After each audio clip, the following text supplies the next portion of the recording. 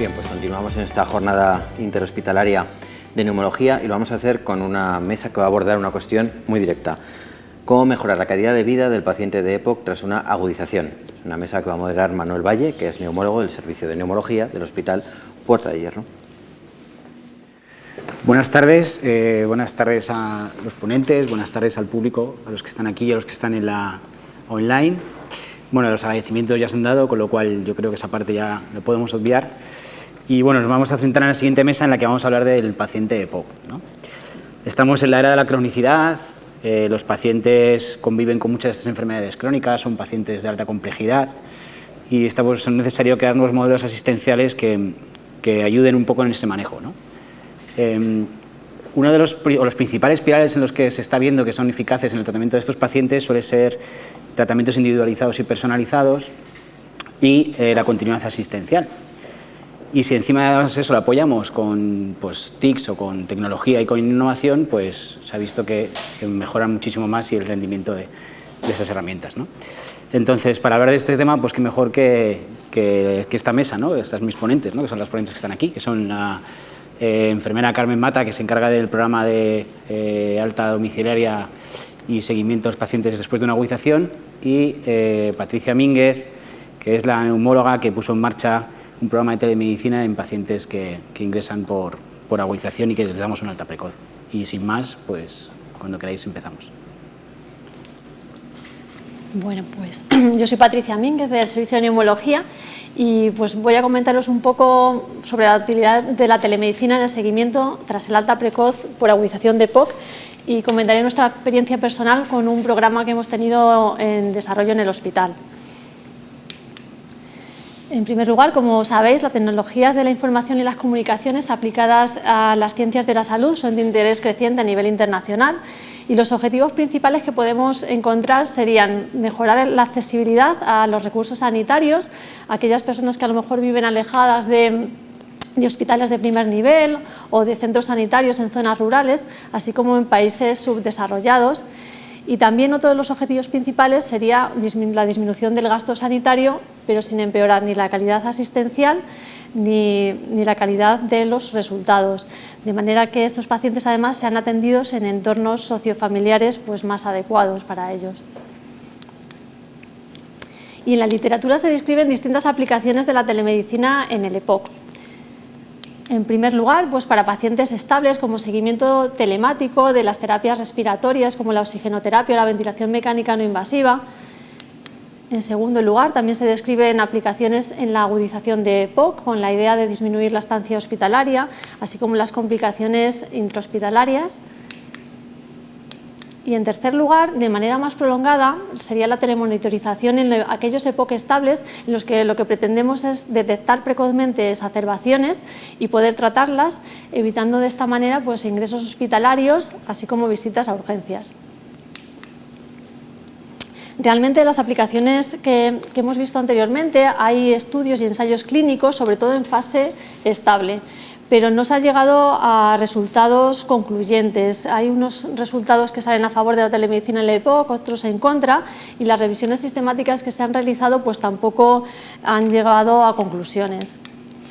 Respecto a la hospitalización domiciliaria y la telemonitorización, en la estrategia de EPOC del Sistema Nacional de Salud y en las guías clínicas de práctica clínica, realmente en la atención al paciente EPOC ya se recomiendan pues, crear programas de alta precoz y hospitalización domiciliaria y además investigar sobre las nuevas tecnologías en este sentido.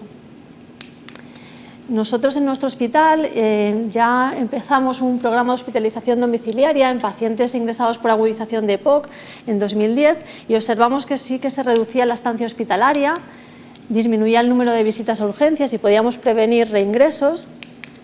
Se mejoraba la calidad de vida a corto plazo de los pacientes, pudiendo atenderles en entornos sociofamiliares más adecuados para ellos, y además se podía realizar una adecuada educación sanitaria, con el manejo de los inhaladores, repasando con ellos la medicación en el domicilio, así como ayudando en deshabituación tabáquica o consejos nutricionales a los pacientes que lo necesitaran. Y de hecho analizamos este programa de hospitalización domiciliaria durante 4 años para ver si realmente era una herramienta coste efectiva. y vimos que se podía tener un ahorro estimado en torno a 440.000 euros, que serían como unos 100.000 euros por año. Y nos planteamos, teniendo en cuenta pues, que las nuevas tecnologías ahora se quiere saber si podrían aportar algo más, si la telemedicina podría mejorar aún más estos resultados. Entonces, junto a la unidad de bioingeniería y telecomunicaciones del Hospital Universitario Puerta de Hierro, diseñamos un ensayo clínico para evaluar la eficacia, la eficiencia y la satisfacción de un programa de hospitalización domiciliaria como el que estábamos realizando ya en el alta precoz de pacientes ingresados por agudización de EPOC y comparándolo con una hospitalización domiciliaria pero con telemonitorización. Y se reclutaron 116 pacientes, 58 en un grupo, en el grupo de telemedicina y 58 en el grupo control. Y lo que hacíamos era una fase inicial de hospitalización domiciliaria con o sin telemonitorización y posteriormente seguíamos a los pacientes con visitas en consulta al mes y a los 6 meses. Este era el aparato que les llevaban a los pacientes al domicilio para monitorizar las constantes. Se tomaban la tensión arterial, la frecuencia cardíaca, la frecuencia respiratoria, temperatura, saturación de oxígeno y electrocardiograma. Los pacientes lo enviaban 2 veces, por la mañana y por la tarde, y esto llegaba a una plataforma online mediante tecnología smartphone. Así veíamos nosotros en la plataforma online los envíos que realizaban los pacientes. Podíamos ver el electrocardiograma, pulsioximetría, para ver que se recibía de manera adecuada, y además salían unos gráficos en los que veíamos la tendencia del paciente en todos estos parámetros durante la hospitalización domiciliaria.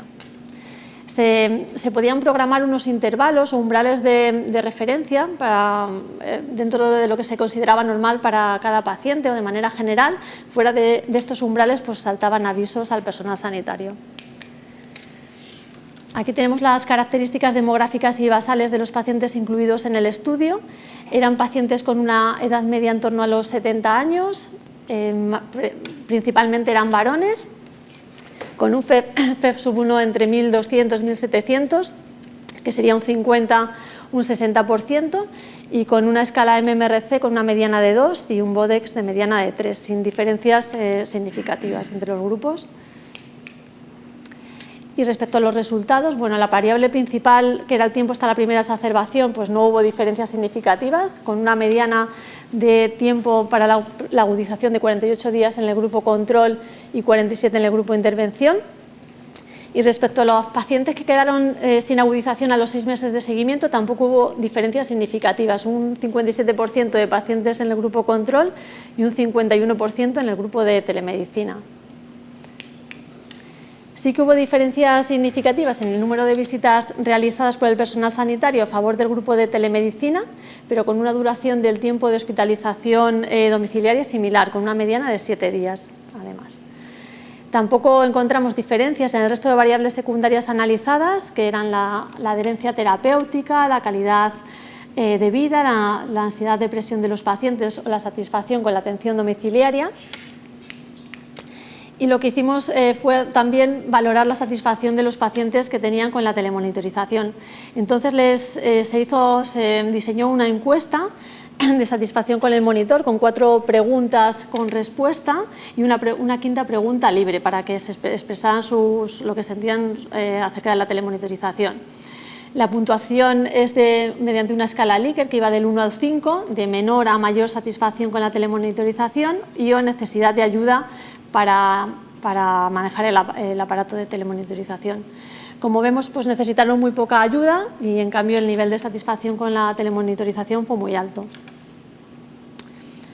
Y por lo que finalmente concluimos tras realizar el estudio que realmente en un alta precoz con seguimiento domiciliario mediante telemedicina pues se podían disminuir el número de visitas del personal sanitario con una eficacia clínica similar. El estudio era un estudio de no inferioridad y con una elevada satisfacción por parte de los pacientes con la telemonitorización.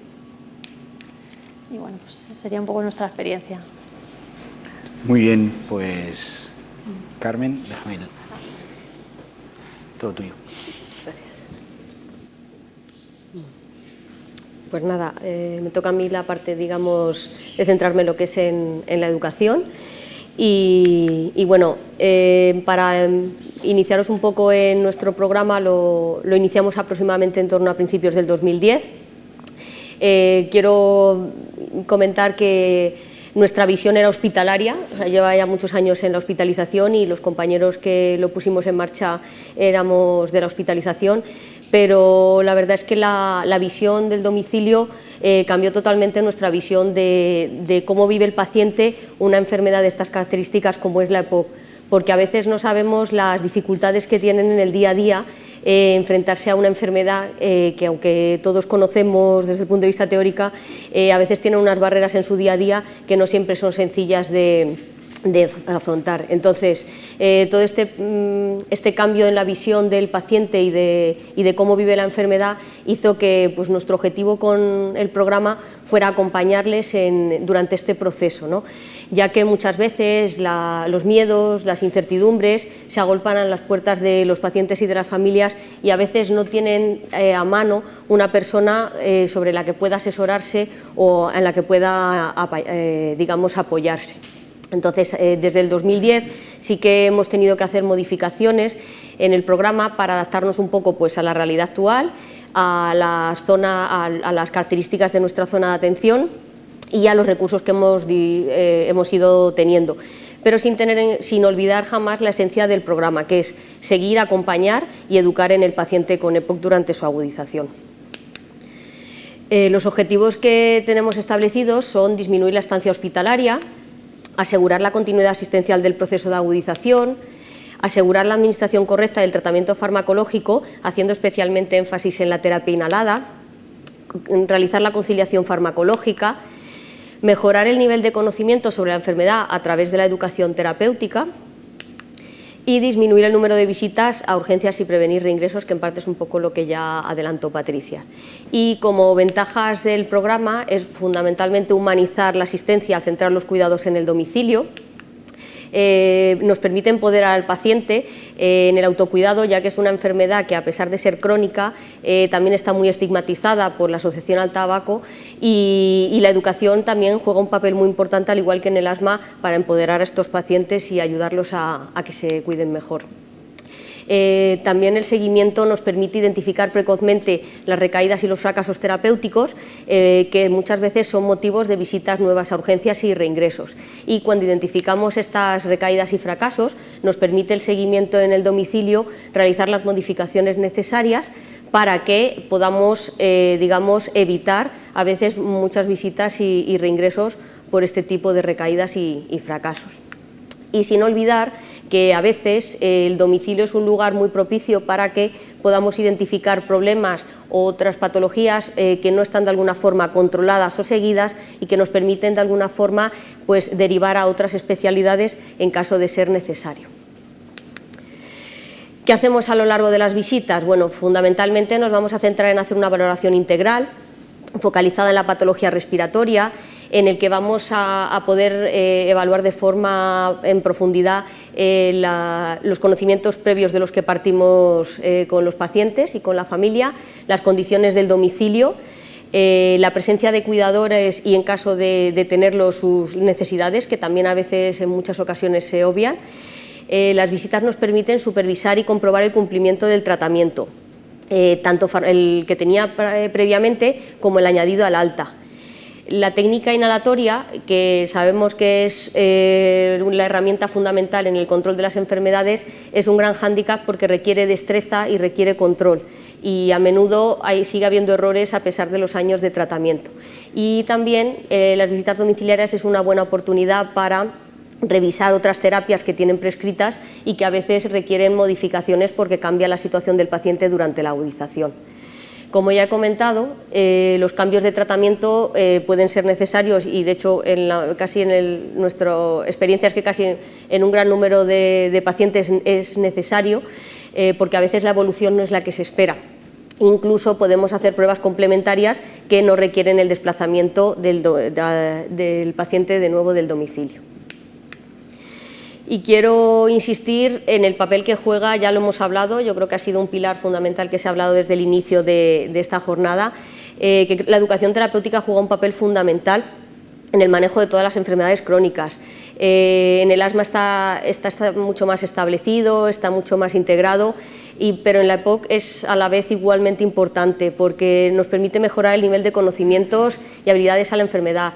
Cuando uno tiene más conocimientos y conoce más su enfermedad, se puede implicar de forma más activa. Tiene una influencia muy importante en la adhesión y sabemos que la adhesión juega una importante, es un factor fundamental que compromete de forma determinante el resultado del tratamiento y de la evolución de la EPOC.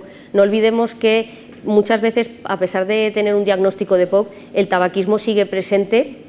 A veces se hacen intervenciones, pero requieren intervenciones posteriores y muchas veces el paciente en una situación como es la agudización se plantea a veces en esos momentos más vulnerables plantearse dejar de fumar, y creo que es una herramienta que en el momento adecuado y en el sitio adecuado a veces también puede ayudarles a dejarlo. Y sin olvidar que, aunque es insistente, que la terapia inhalada sigue siendo un hándicap y que tenemos que seguir reforzando, insistiendo en la importancia del tratamiento para el manejo del control de síntomas y para la evolución de la EPOC. Y quiero destacar que no solo que al final estas agudizaciones suponen un momento de importante vulnerabilidad para los pacientes, ya que primero pasan por un momento muy disruptivo. Por momentos, a veces no es solo una agudización, agudizaciones repetidas que suponen una disrupción en su vida, en la de su familia, y además es un momento en el que se producen muchas veces cambios de tratamiento o tratamientos adicionales, y es un momento bastante vulnerable en cuanto a riesgo aumentado de errores. Por tanto, la educación juega aquí un papel súper importante. ¿Y qué nos permite en el domicilio? Pues permite que sea de forma más progresiva, la podemos individualizar. Ya he comentado que partimos de qué nivel de conocimientos tiene el paciente y el núcleo familiar, y por tanto nos permite un poco individualizar y centrar en cuáles son los aspectos más importantes para abordar esa educación, ¿no? El domicilio se convierte, desde mi punto de vista, en un entorno idóneo. ¿Por qué? Pues porque de alguna forma nos permite conocer el entorno familiar y social en el que vive. Se identifican barreras que de otra forma a veces pasan desapercibidas en otros entornos asistenciales, y permite contextualizar el proceso de aprendizaje y de alguna forma individualizar e integrar los cuidados en la vida diaria. Además, nuestra experiencia ya no solo de telemedicina, sino en todos estos años, ha hecho que al final es un programa que se vive con mucho agradecimiento, porque el paciente y la familia se siente acompañado, ¿no? en un momento muy disruptivo para ellos y con muchos temores y dudas que en algunos momentos pues, nadie resuelve, y que es un momento idóneo para ayudarles y acompañarles en la enfermedad. Y sin ánimo de extenderme más, daros las gracias por vuestra atención.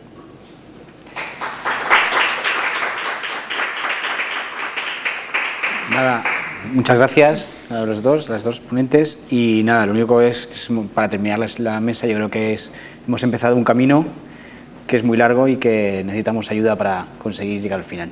Nada más, muchas gracias.